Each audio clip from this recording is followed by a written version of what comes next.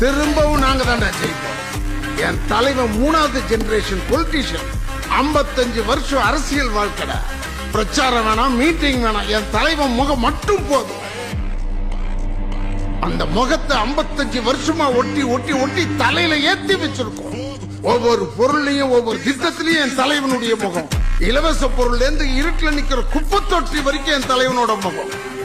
அது எங்க பிராண்ட். உனக்கு மேல இருக்கிற ஒண்ணு அதான் தலையில. அந்த பிராண்ட நான் அழிக்கிறேன். மறுபடியும் உன் கட்சி ஜெயிச்சாலும் சரி, உன் தலையில நான் ஜெயிக்க விட மாட்டேன். அவர் எந்த தொகுதியில நின்னாலும் நான் அங்க எதிர்த்து நிக்கிறேன்.